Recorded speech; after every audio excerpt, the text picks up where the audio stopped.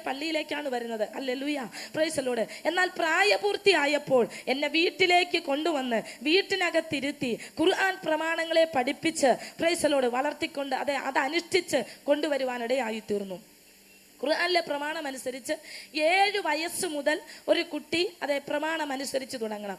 അതുകൊണ്ട് എൻ്റെ പിതാവ് എന്നെ 7 വയസ്സ് മുതൽ ഹല്ലേലൂയ കൃത്യമായി 5 നേരം നിസ്കരിപ്പാൻ, റംസാൻ മാസങ്ങളിൽ നോമ്പ് പിടിക്കാൻ, വ്രതം അനുഷ്ഠിപ്പാൻ, ഖുർആൻ പാരായണം ഉറക്കെ പാരായണം നടത്തുവാൻ, അതുപോലെ ബലിപ്പെരുന്നാൾ കാലങ്ങളിൽ സക്കാത്ത് കൊടുക്കുവാനൊക്കെ ശീലിപ്പിക്കുകയും പഠിപ്പിക്കുകയും ചെയ്തു വന്നിരുന്നു. 7 വയസ്സ് മുതൽ ഞാനത് ചെയ്തും വന്നു. ഹല്ലേലൂയ. എന്നാൽ 16 വയസ്സ് വരെ ഈ അനുഭവത്തിൽ ഞാൻ മുന്നോട്ട് വന്നു. Price the Lord. ഈ സമയത്ത് 7 വയസ്സ് മുതൽ എൻ്റെ വേഷം പർദ്ദയാണ്. ഹല്ലേലൂയ. സ്കൂളിൽ പഠിക്കുമ്പോൾ എൻ്റെ പർദ്ദയുടെ മുകളിലൂടെ എക്സ്ട്രാ ഒരു കറുത്ത തുണി കൂടെ എൻ്റെ പിതാവ് എൻ്റെ മുഖത്തൂടെ ഇട്ട് പൊതിയും. കാരണം അന്യജാതികൾ പ്രൈസ് ദി ലോർഡ് കാഫിറുകളുടെ കണ്ണ് എൻ്റെ മേൽ പതിയരുത്. അവരുടെ കണ്ണ് പതിഞ്ഞാൽ ഞാൻ ശപിക്കപ്പെട്ടു പോകും, അശുദ്ധമായി പോകും. കാരണം ഞാൻ നേർച്ചക്കുട്ടിയാണ്.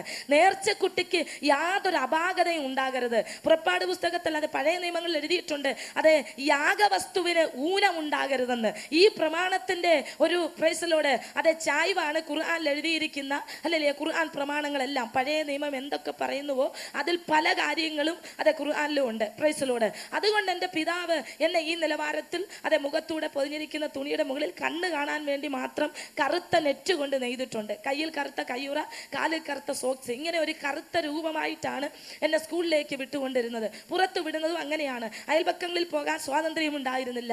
അന്യജാതിക്കാരോട് ഇടപെടുവാൻ സ്വാതന്ത്ര്യം ഉണ്ടായിരുന്നില്ല. അടുത്ത ചില ബന്ധുക്കൾ വീട്ടിൽ വന്നാൽ അവരോട് മാത്രം അല്പം സംസാരിക്കുവാൻ സ്വാതന്ത്ര്യമുണ്ട്. സഹോദരങ്ങളുണ്ട്, 3 കൊച്ചു കുഞ്ഞുങ്ങളാണ്. Price the Lord. അവരെ എടുക്കുവാനോ ലാളിക്കുവാനോ അവരോടുകൂടെ ചിരിക്കുവാനോ ഒന്നും അധികം സ്വാതന്ത്ര്യമില്ല. അല്പസമയം അനുവദിക്കും. ബാക്കിയുള്ള സമയങ്ങളെല്ലാം ഖുർആനും അതിൻ്റെ ഇതര പ്രതികളുമായി 16 വയസ്സുവരെ എൻ്റെ വീടിൻ്റെ അകതളത്തിൽ ഒരു റൂമിൽ ഒതുക്കി കഴിഞ്ഞിരുന്ന ഒരു ജീവിതമായിരുന്നു എൻ്റെത്. Hallelujah, hallelujah, praise the Lord. ഒരിക്കലും 4 പേർ കൂടുന്നിടത്ത് പോകുവാനോ അവരുടെ നടുവിൽ ചെന്ന് നിന്ന് പരിജ്ഞാനത്തോടെ ഒരു വാക്ക് പറയുവാനോ എനിക്ക് അറിഞ്ഞുകൂടായിരുന്നു. അഥവാ പോയാൽ പറയാൻ എനിക്ക് സ്വാതന്ത്ര്യവും ഇല്ലാതിരുന്നു. അങ്ങനെ ഒരു മുസ്ലിം ഭവനത്തിന്റെ അകതളത്തിൽ ജനിച്ചു വളർന്ന് മുസ്ലിം പ്രമാണങ്ങളെ ചുമലിൽ ചുമന്ന് അതിനുവേണ്ടി ജീവിതം കൊടുത്ത എന്നെ വിളിച്ചു വേർതിരിച്ച് പ്രൈസ് ദി ലോർഡ് ആ സ്നേഹത്തിലേക്ക് ഇറക്കിക്കൊണ്ട് വരിക മാത്രമല്ല, ആ സ്നേഹത്തെ ഘോഷിക്കുവാൻ തക്കവണ്ണം എന്നെ അധികാരപ്പെടുത്തി അഭിഷേകം ചെയ്ത ആ ദൈവത്തിന്റെ നാമം ഇന്ന് രാത്രിയിൽ ഇവിടെ വെളിപ്പെട്ടിട്ടുണ്ട്. ഏൽപ്പിച്ചു കൊടുക്കുന്ന ജീവിതങ്ങളുടെ മേൽ ആ ശക്തി ഇറങ്ങി വരാൻ പോകുകയാണ്. Hallelujah, hallelujah. ഏകദേശം 14 വയസ്സുള്ളപ്പോൾ മുതൽ എൻ്റെ ഉള്ളിലൊരു ചിന്ത, അയൽപക്കങ്ങളിൽ പോകാൻ സ്വാതന്ത്ര്യമില്ലാതെ, എനിക്ക് ആഗ്രഹം ഉണ്ടെങ്കിലും അങ്ങനെയുള്ള വസ്ത്രങ്ങൾ ധരിക്കാൻ സ്വാതന്ത്ര്യമില്ലാതെ, എൻ്റെ ഇഷ്ടപ്രകാരം കളിക്കാനോ ചിരിക്കാനോ ഒന്നും സ്വാതന്ത്ര്യമില്ലാതെ, എപ്പോഴും ഖുർആനും അതിൻ്റെ ഇതര പ്രതികളുമായി അള്ളാഹുവിനെ സ്തുതിച്ചും ഒക്കെ ചെയ്തുകൊണ്ട് എൻ്റെ റൂമിൽ ഞാൻ ഇങ്ങനെ ഒതുങ്ങി ജീവിച്ച് ഞാൻ പ്രൈസ് ദി ലോർഡ് മരിച്ച് പോകുമ്പോൾ എനിക്ക് എന്താണ് ഒരു പ്രയോജനം ഉള്ളത്? ഹല്ലേലൂയ. എന്നാൽ ഖുർആനിലുണ്ട് അള്ളാഹു ഏക ഇലാഹാണെന്നും അവൻ ലോകത്തെ പടച്ചെന്നും അവനെ വിശ്വസിക്കുന്നവർ കള്ളം പറയാതെ, മോഷ്ടിക്കാതെ, നോമ്പ് പിടിച്ച് 5 നേരം നിസ്കരിച്ച് വ്യഭിചാരം ചെയ്യാതെ, ആർക്കും ദോഷം ചെയ്യാതെ ഒക്കെ ജീവിക്കുന്നവൻ മഹിഷറയിൽ സ്വർഗത്തിൽ ചെല്ലുമെന്ന് ഖുർആനിൽ എഴുതി വെച്ചിട്ടുണ്ട്. എന്നാൽ എനിക്ക് അങ്ങനെ ഉറപ്പിക്കുവാൻ തക്കവണ്ണം ഒരു അനുഭവം അന്നില്ലാതിരുന്നു. ഹല്ലേലൂയ. 16 വയസ്സ് വരെ 5 നേരം നിസ്കരിച്ചിട്ടും എൻ്റെ ഹൃദയത്തിൽ എപ്പോഴും ശൂന്യത നിറഞ്ഞിരുന്നു. Price the Lord. അതുകൊണ്ട് ഞാൻ ഖുർആനിൽ ഞാൻ പഠിച്ചു വന്നിരിക്കുന്ന ചരിത്രങ്ങൾ ആഴത്തിൽ പഠിക്കാൻ തുടങ്ങി. പ്രായപൂർത്തിയാകുന്ന സമയം വരെ പള്ളിയിൽ മൗലവിമാര്, തങ്ങളുമാര്, മുസ്ലിം പണ്ഡിതന്മാരെ എനിക്ക് വന്ന് പഠിപ്പിച്ചു തരും. മദ്രസയിൽ പോകുമ്പോൾ അവർ പഠിപ്പിക്കും. പ്രായപൂർത്തിയായി വീട്ടിൽ കൊണ്ടുവന്നപ്പോൾ പിതാവിൻ്റെ അടുത്ത സ്നേഹിതന്മാർ, പ്രായമുള്ള മുസ്ലിം പണ്ഡിതന്മാർ വീട്ടിൽ വന്നിരുന്ന് ഖുർആൻ പഠിപ്പിച്ചു തരും. ഇങ്ങനെ പഠിച്ചു വരുമ്പോൾ പ്രൈസ് ദി ലോർഡ് ഖുർആനിന്റെ അകത്ത് 25 നബിമാരുടെ ചരിത്രമുണ്ട്. ഈ ചരിത്രത്തിന് അറബിയിലെ പേര് അംബിയ മുർസലീങ്ങൾ എന്നാണ്. Hallelujah, praise the Lord. ഈ 25 നബിമാരിൽ ഏറ്റവും അവസാനത്തെ നബി പ്രവാചകനാണ് മുഹമ്മദ് നബി. മുഹമ്മദ് നബിയെ കുറിച്ച് ശ്രേഷ്ഠനെന്നും മുത്തറസൂലല്ലാ എന്നും ഒക്കെ ഖുർആനിൽ എഴുതിയിട്ടുണ്ട്. കാരണം അവൻ ഇസ്ലാം മതം സ്ഥാപിച്ചു, ഖുർആൻ അള്ളാഹുവിങ്കിൽ നിന്ന് അരുളപ്പാട് കേട്ട് എഴുതി എന്നൊക്കെ എഴുതിയിരിക്കുന്നു. ഹല്ലേലൂയ. എന്നാൽ പ്രൈസ് ദി ലോർഡ് ആദൻ നബി മുതൽ മുഹമ്മദ് നബി വരെ, ആദൻ നബി 1-ാം നബി, അവസാനത്തെ നബി മുഹമ്മദ് നബി എന്നാണ് ഖുർആനിൽ കാണുന്ന ഓർഡർ അനുസരിച്ച് വരുമ്പോൾ അങ്ങനെ കാണാൻ കഴിയുന്നു. Price the Lord. എന്നാൽ 24ാമത്തെ നബിയാകുന്ന ഈസാ മസീഹിനെ കുറിച്ച് പഠിച്ചു വരുമ്പോൾ എൻ്റെ ഉള്ളത്തിൽ അവനെ കുറിച്ച് ആഴത്തിൽ പഠിക്കണം എന്നൊരു ചിന്ത ഉരുവാകുവാനിടയായി. ഹല്ലേലൂയ. നാം എസ്തേറിന്റെ പുസ്തകം പഠിക്കുമ്പോൾ അതിനകത്ത് ദൈവം എന്നൊരു വാക്കില്ല, പക്ഷെ ദൈവത്തിന്റെ അത്ഭുതകരമായ പ്രവൃത്തികൾ അതിനകത്ത് കാണാം. ഹല്ലേലൂയ. അതുപോലെ ഈസാ നബിയെ കുറിച്ച് അവൻ ശ്രേഷ്ഠനെന്നോ അവന്റെ മേൽ ദൈവത്വമുണ്ടെന്നോ അവന് പ്രത്യേകതയുണ്ടെന്നോ ഖുർആനിൽ എഴുതിയിട്ടില്ല, എന്നാൽ എടുത്തെഴുതിയിട്ടില്ല. എന്നാൽ അവന്റെ ചരിത്രങ്ങൾ പഠിച്ചു വരുമ്പോൾ അവന് ശ്രേഷ്ഠതയുണ്ടെന്നും അവന് ദൈവത്വമുണ്ടെന്നും വെളിപ്പെടുത്തുന്ന സത്യം അവന്റെ ചരിത്രങ്ങളുടെ ഉള്ളിൽ മറഞ്ഞു കിടപ്പുണ്ടെന്ന് എൻ്റെ അനുഭവത്തിലൂടെ എനിക്ക് വിളിച്ചു പറയാൻ കഴിയും. ഹല്ലേലൂയ.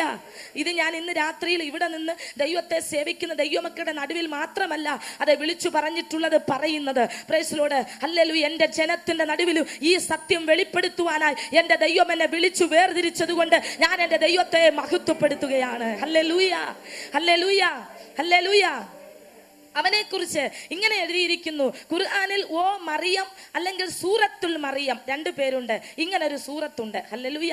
അങ്ങനെ പേര് വരാൻ കാരണം അതെ പള്ളിയിലെ മുസ്ലിയാരാകുന്ന അതെ മുസ്ലിയാരുടെ കന്യകയായ മുസ്ലിയാരുടെ മകളായ അതെ മറിയം ബീവി എന്ന് പറയുന്ന പ്രൈസ് ദി ലോർഡ് പെൺകുട്ടിയെ അല്ലാഹു തന്റെ ദൂതൻ മുഖാന്തരം ഓ മറിയം എന്ന് വിളിച്ചു. അതുകൊണ്ട് ഓ മറിയം എന്ന സൂറത്തിന് പേര് വന്നു. അല്ലെങ്കിൽ മറിയയുടെ ചരിത്രം, മറിയയെ കുറിച്ചുള്ള കാര്യങ്ങൾ എഴുതിയേക്കുന്നു കൊണ്ട് സൂറത്തുൽ മറിയ എന്ന് പേര് വന്നു.